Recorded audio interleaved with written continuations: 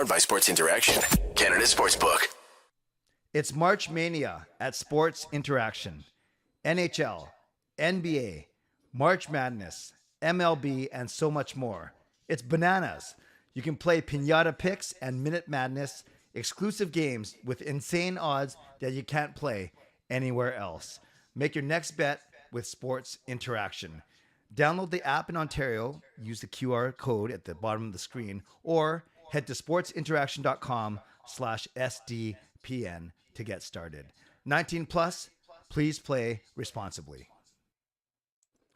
Hey everyone, and welcome to Game Over Vancouver on SDPN, the Steve Dangle Podcast Network. I'm your host, Canuck Clay Emo, and I'm thrilled you are here. Thanks for waiting. I promise my guest is going to be well worth the wait. He was doing his duties as a reporter, as a podcaster, as a vlogger at Crypto.com Arena, and trying to cover this kind of strange game that we're going to talk about. A 3-2 victory for the Vancouver Canucks. I know a lot of you Canucks fans don't want this team to be picking up points right now, but we'll get into that with my guests. So as you're here, make sure you like this video. Make sure you subscribe to SDPN right here. If you're listening on a podcast platform, rate and review. And finally, you can also subscribe to me, Canuck Clay, on my YouTube channel here as well. So without further ado, to help me break down this game, I'd love to bring in my guest, Dennis Bernstein.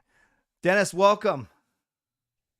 Clay, it's great to be with you after first things first, Clay. Don't trade Thatcher Demko. Hello? Those rumors? We won't. We won't. Because you already traded your goalie, so we can't trade him to you. You can. Cal Peterson and Alex Turcotte. Who says no? Okay. I'll talk to the guys. A great performance by Thatcher Demko tonight. Amazing. Certainly. Dennis, we'll get into it. Before we start, can you firstly, thanks for I was just telling everyone in the chat that you had to do your post-game duties, interviews, and then you ran up to press row. So can you tell everyone quickly a bit about yourself and where they can find all of your good work? Yeah. Okay. So I'm the senior writer for the Fourth Period.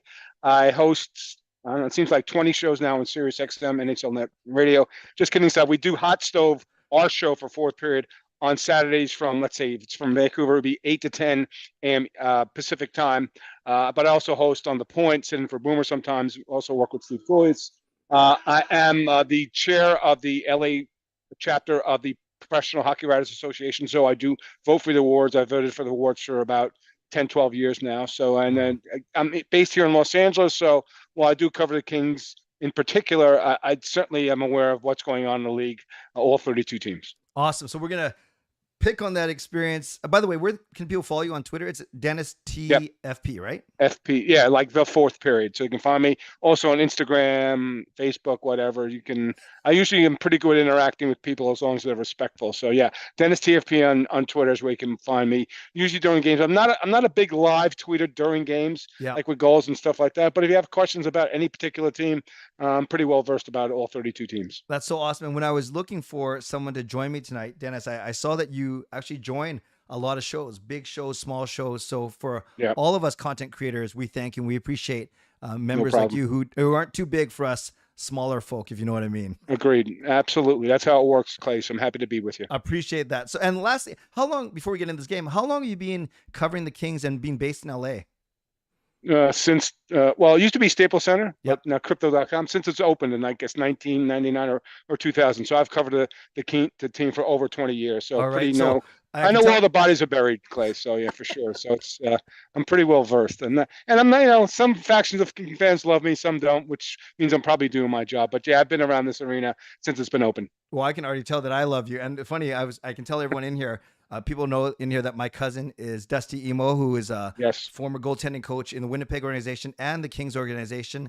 So when I was saying to Dennis, when we were setting things up, okay, I'll meet you after the game, I said, you probably figured out that I'm related to Dusty. And your response to me was, yeah, there's not a lot of emos in hockey, so I figured there was some sort of some family connection for sure. So, but they're happy to, and Dusty's very highly thought of through his work here in Los Angeles. So happy to join you and love the family connection. Awesome. Appreciate that, Dennis. Okay, before we get to breaking down this game, first thing, was that second Kings goal kicked in? It doesn't matter to me. The game's over. What did you think when you saw it?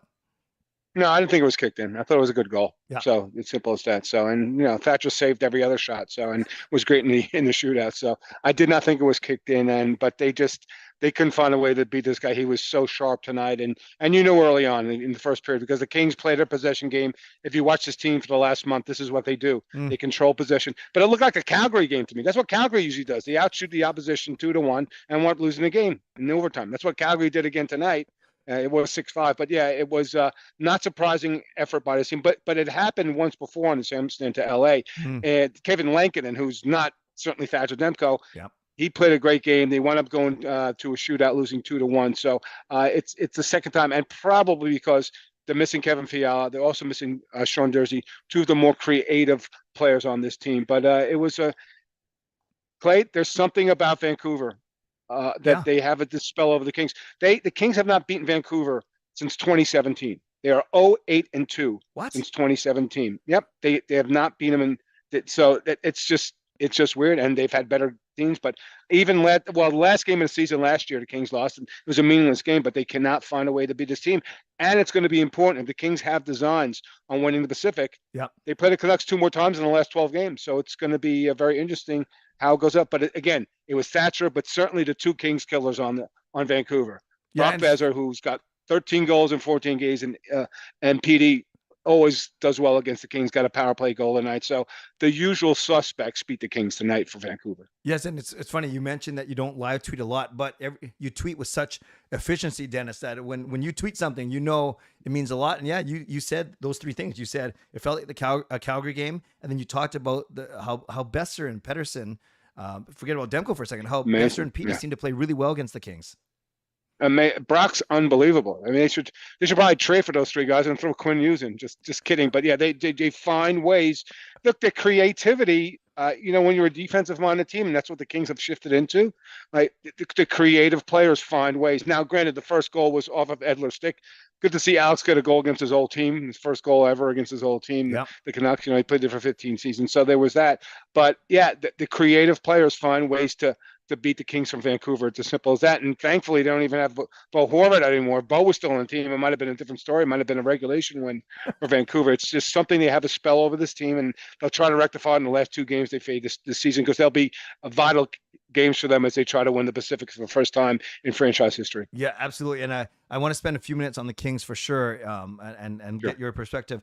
I'd love to know, as a senior writer and content creator like yourself, Dennis, are you surprised, and we don't have to rehash everything, but are you surprised at the Canucks' follies and troubles this season, given the talent that's on the team, or is it not a surprise for you for whatever reason?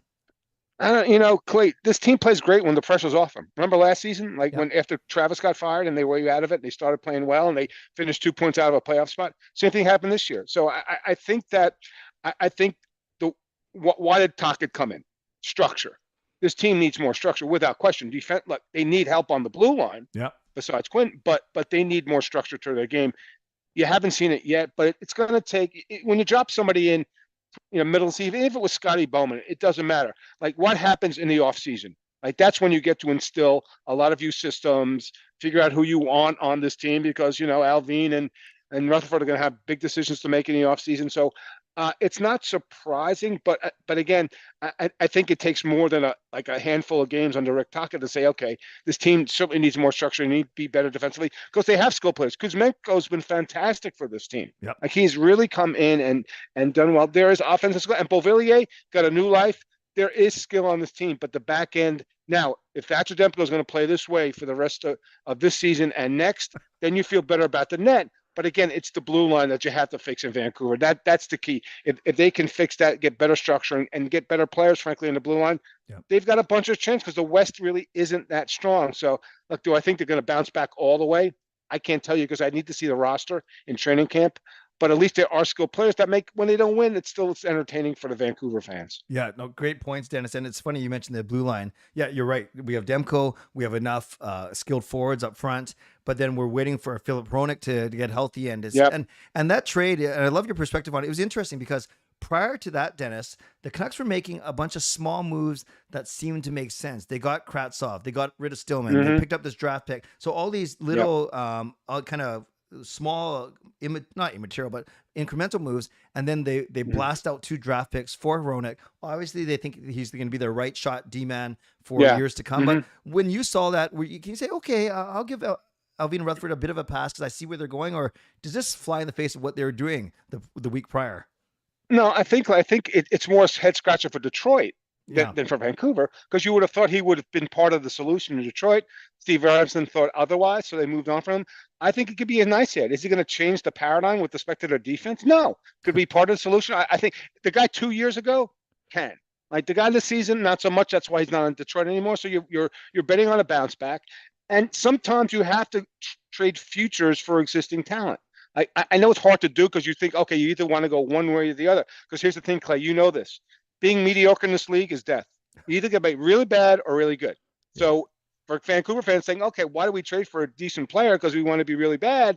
Like that's another story. So I don't think it's a bad move. It depends which Philip Hronek shows up. If it's a guy from 2 years ago, it's a good trade. Guy last year, not so much. But again, it's a bet that they're making on because they had to rebuild the blue line. This is one step. It's not going to finish the steps, obviously. But I think he can be part of the solution. It's like, a middle of the order defensive guy, not a top pair guy, but, a 3, 4, 5 guy. Yeah, maybe you overpaid a little bit. But again, you had to pay attention to get this blue line better. That's probably the first step, certainly not the last for the front office. I love that. And one more question, Dennis, before we get into the Kings specifically. On the Sportsnet Hockey Night Canada broadcast, they showed a really neat stat because there's obviously, there's been a lot of talk in Vancouver, rebuild, retool, all these kind of things. Will the fans accept it? Blah, blah, blah. Then they showed a really nice stat of all the moves that the Kings have done, especially since 2019 on Jeff Carter out, blah, blah, blah. And then all the moves with Danault and Kempe and drafting Velarde, all those things. So would you say in the past 8 to 9 years, the Kings did a retool, rebuild, and do you think they've done it? Oh, proof is in pudding, but have they done it well? They have, because remember 3 years ago, and it was a shortened season, but you projected over 82 games for a 71-point total. Ooh. So they went from 71 to 99 to right now they're on pace for 107. Did they do it right? Yep. And there's a lot of fans here. There's a faction of fans that think Todd McClellan can't coach and wanted Rob Blake fired.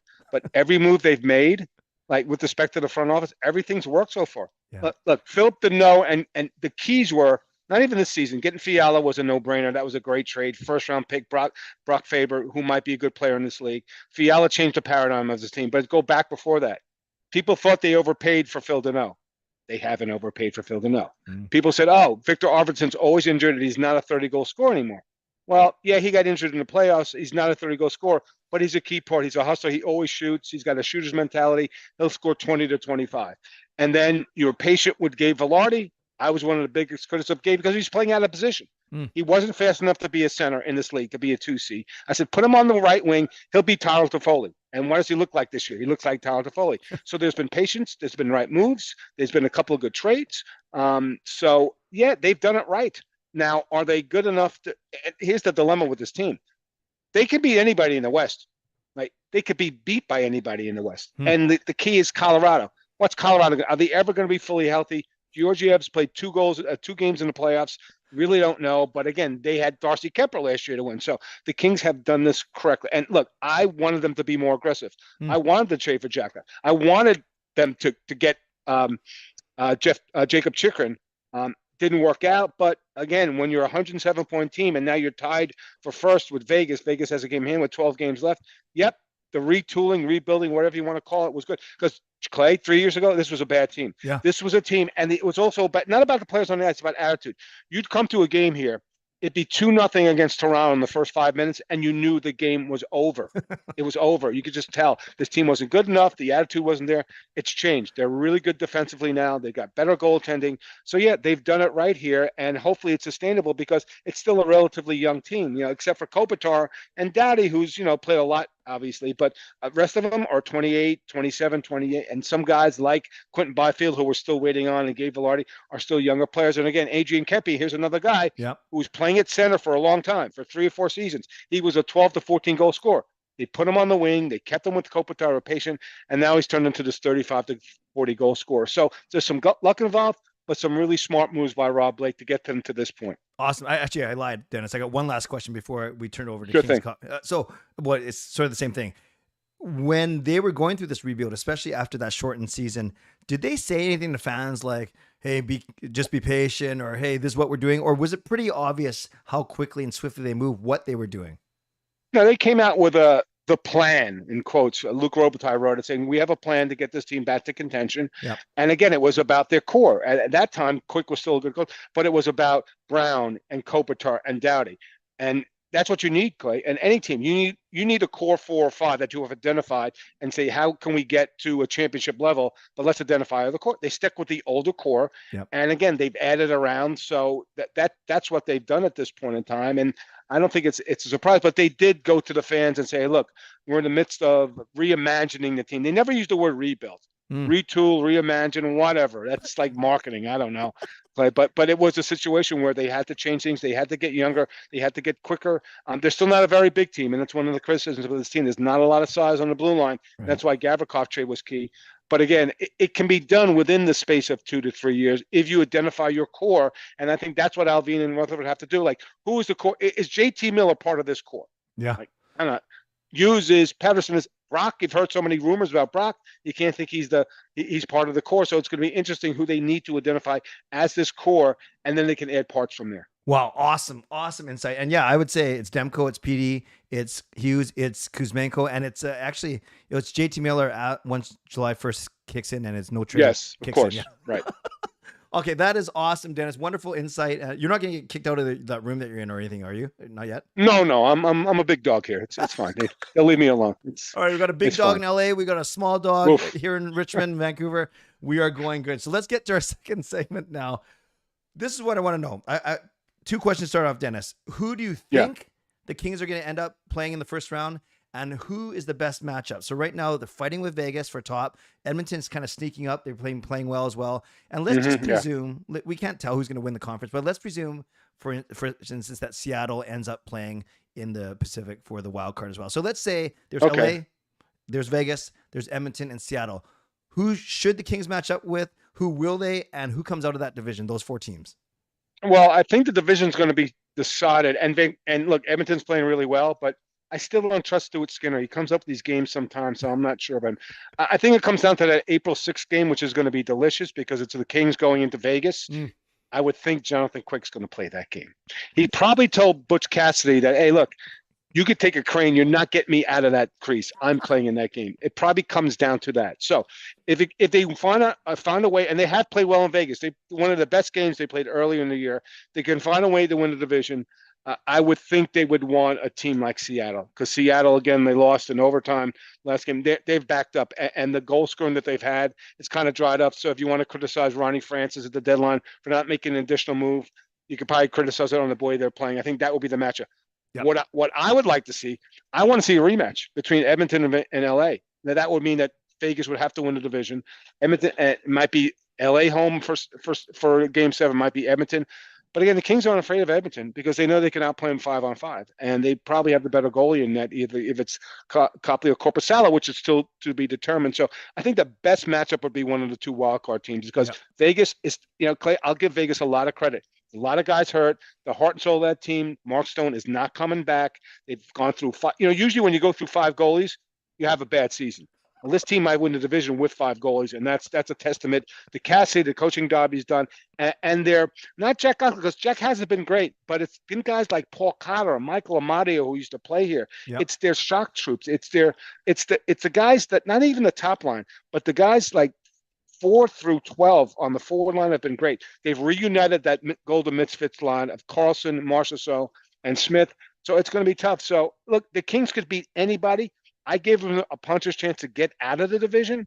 And if it's not Colorado, but it's Dallas or it's Minnesota, they could beat those teams. I'm not sure. And I hesitate because I don't know what Colorado is going to be when we get to Game 83, how healthy they're going to be and how they're going to respond to playing a lot of hockey. But again, I think the best matchup would be a team like Seattle.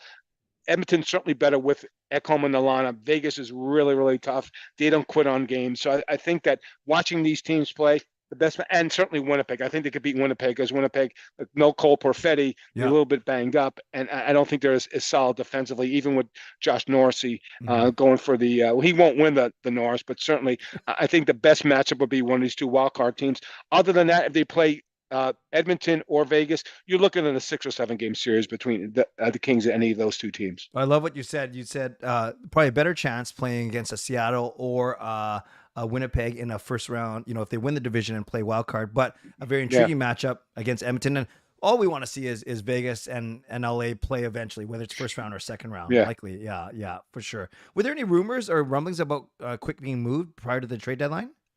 Well, here's the thing. There weren't. And so this was, and I know there was a lot of people upset here, and certainly John was upset here because he said he was kind of taken by surprise. Well, here's the thing. Jonathan Quick asked for a 2-year extension in the summertime, and the Kings said, all right, we'll think about it. At that point, John should have said, okay, there's a possibility here, even though I'm the best goaltender in franchise history, I'm going to go to the Hockey Hall of Fame, I've won the Conn Smythe, that I might not finish my career in Los Angeles. He should have come to that realization. Now, what the Kings didn't do is one or two things the Kings should have done. They didn't decide the day before Jonathan Quick got traded that he was going to get traded. Probably a week. He got pulled out of a game in New York. He didn't play well. They lost 5-2. At that point, Blake or somebody from the front office say, hey, look, your save percentage is .875. Something might happen by the trade deadline. You either do that or the way it went down, Rob was here in Los Angeles kind of brainstorming with his team for the trade deadline. So he wasn't on a plane. He wasn't in Winnipeg. He called him up and said, hey, by the way, thanks for all the great years that you've had in Los Angeles. You're going to get your jersey retired. But we just traded you to a last place team in the Eastern Conference that plays in Ohio. You can't do both those things. And Rob said it. He was transparent. He was on a Zoom call saying it could have been handled better. So if one of those things should have happened. So in October, was Jonathan Quick getting traded? No. Would I bet on it? Yep. But again, when they had no confidence in this guy, Todd McCullough lost confidence. Pucks were getting through him for goals that shouldn't have been getting through him, that would never get through him 5-6 years ago. Yeah. He had a great run last season, late season. He was great in the playoffs. This season, there was just no confidence. And what happened was, it's not just Jonathan Quick. You couldn't depend on Cal Peterson. Same thing with Cal. Pucks were getting through Cal. He lost his confidence. He got put on waivers. He's still down in the AHL. So you could have held on to Jonathan Quick if Cal hadn't faltered. But since Cal faltered, if I had told you that Phoenix Copley is going to win 20 games for this team in October, you would have said, I'm doing this podcast drunk, because that was never happening. Like, this guy had played, I don't know, less than 100 games in the NHL, and he's helped save their season. Granted, the team's playing way better now. But no, nobody saw the Jonathan Quick trade. Even when it was announced, when Elliot Friedman tweeted it, I'm like, wow, it takes a lot of balls, actually, because the fan reaction to trading a guy like Jonathan Quick. It's not going to be good. But again, they needed an upgrade. And right now, Korpisalo, even though he lost in the shootout to Demko tonight, is an upgrade over Jonathan Quick right now in the moment. Oh, wow. So good. You're so good, Dennis. And Peterson always was special is probably too strong of a word, but I always intrigued because my cousin Dusty got to work with Cal in Ontario, of course, with the Ontario Reign. Wow. That's interesting. So Peterson is still playing for Ontario then? Yeah, he got put on waivers. Nobody claimed him. They get like $1 million off the cap now. Yeah. It's past the trade down, so it doesn't matter. But yeah, and they haven't given up on him. They at least publicly, they say, look, he's going down to adjust some technical part of his game, work on it. Obviously his stats are better because he's playing the AHL. I mean, who goes down to the AHL for the AHL and plays worse? Nobody does. So his numbers are better.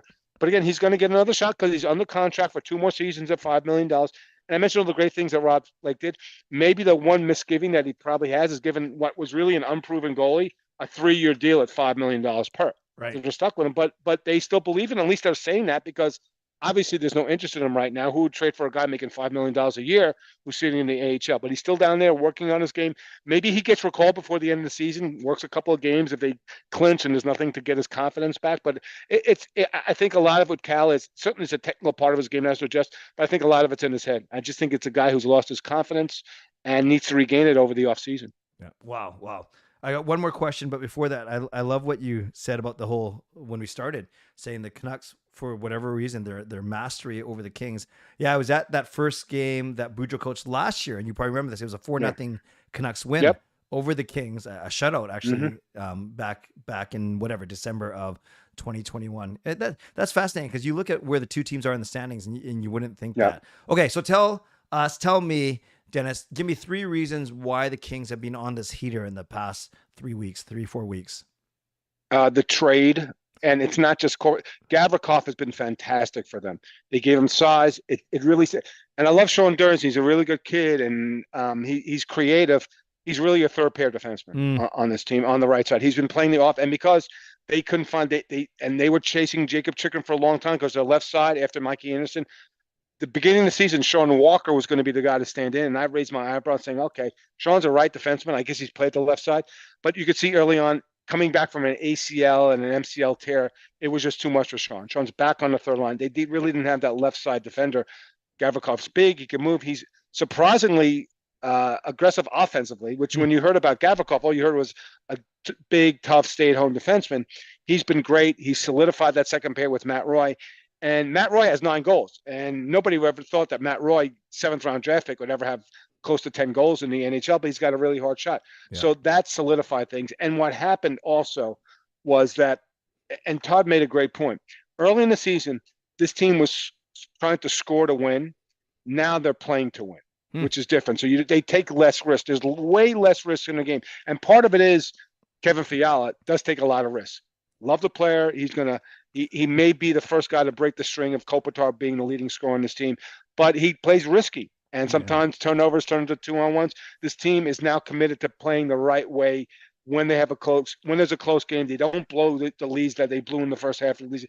At some point, it had to click in, I guess, when the coaches keep harping on you to be more responsible defensively and not take less risk out of the game.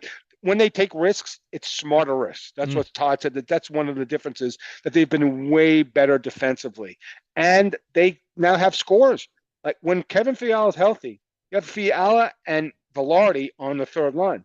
Wow. They're first-line players on some players. Now, Kevin's sometimes hard to play with, so there wasn't really a lot of meshing with Kopitar and Kempe, so that was part of it. But when you got guys like Fiala and Velarde on the third line, and you have a guy like tonight, Carl Grunstrom, he's got 9 goals on the fourth line. They have put together 3 lines that are dangerous offensively because Deneau, Arvidsson, and now Trevor Moore, who's been back from injury, has helped. And then the top line, obviously, with Adrian Kempe, who's now a 35 to 40 goal scorer. It's depth along the forward wall, but they are far more responsible defensively. And I think that's the key, because I think it's now 8 straight games, even though they lost tonight in the shootout. So they've given up 2 goals or less. You're going to win a lot of games in this league when you do that. Well, I feel so much smarter, man, just listening to you for the last 25 minutes. Okay, for real, last question. What's one weakness or one concern you would have for the Canes going down this home stretch into the playoffs? I would say that their lack of size in general, when they play a more physical team like Calgary or Vegas, that could be an issue.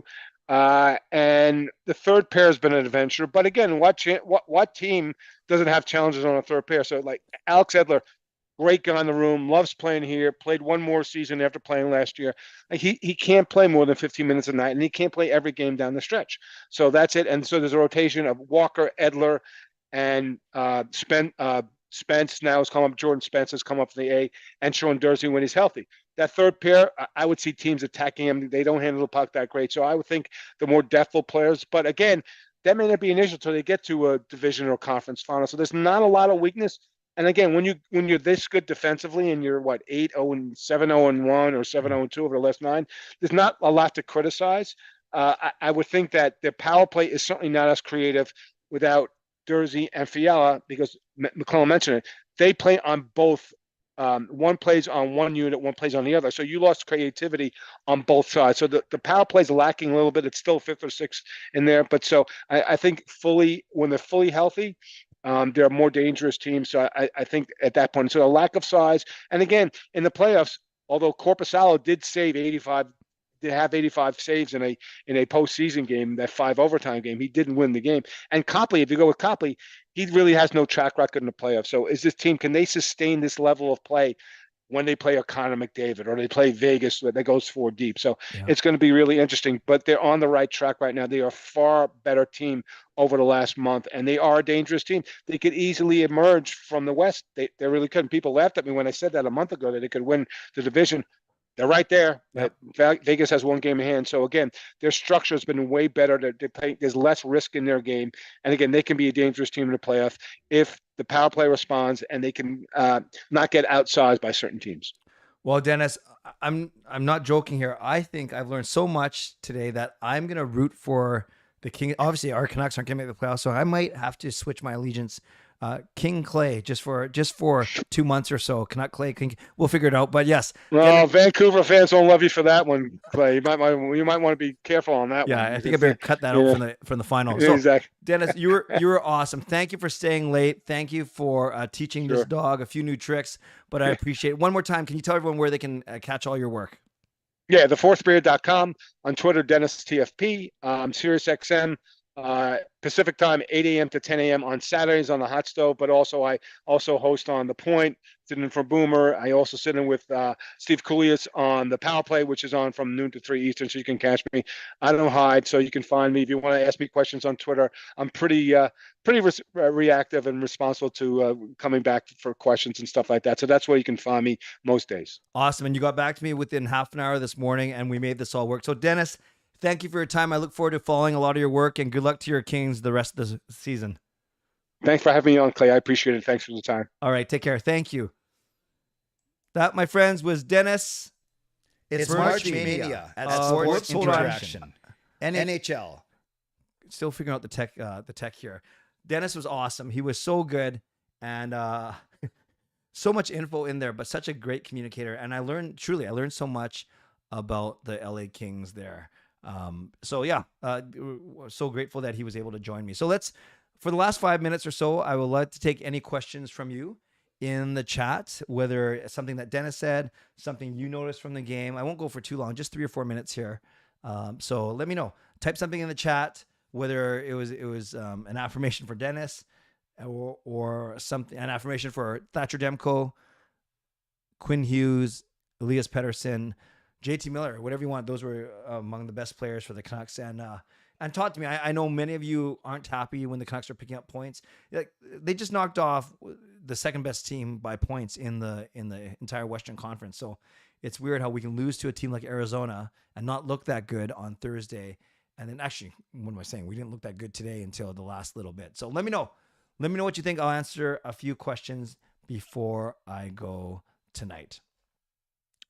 Shannon says, John and John said the LA were going all over players like Miller, Petey, and a couple others as they knew they were playing really hard for the Canucks. Yeah, not all the Canucks players were going tonight, so that's why the Kings probably did focus in on the Millers and the Peteys and the Hughes, and they still emerged with decent games, although kind of went missing for the second period for a second straight game. Fangirl, were you surprised about the effect of the Canucks tonight, Clay? Yeah, I was affected that we were so ineffective. Then I was surprised at how efficient we were when we tied up the game on that power play in the third period. And then once it got to overtime, I thought that we had all the better chances, and I wasn't surprised that the Canucks ended up winning the game, quite frankly. I wasn't. Right after Petey scored that power play goal in the third, I don't know for sure, but I had a feeling that the Canucks would indeed pull this one out.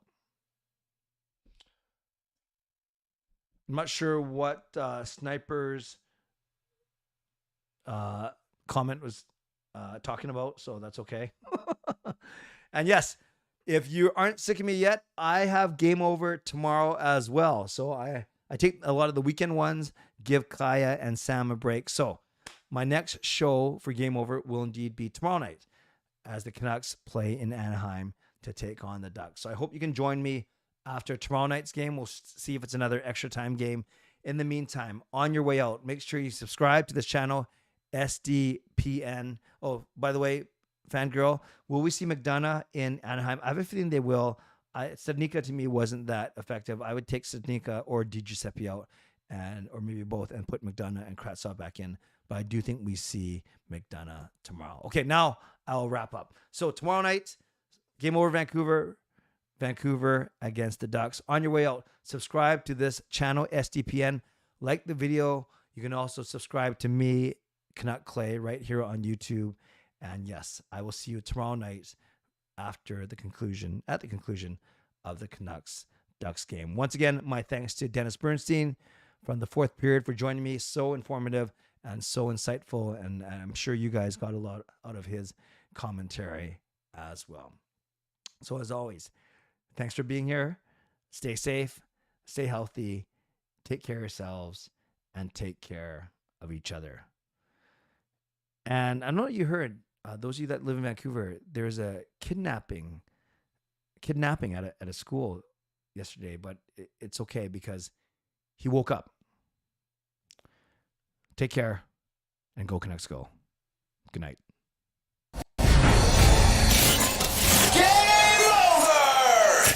Powered by Sports Interaction, Canada Sportsbook.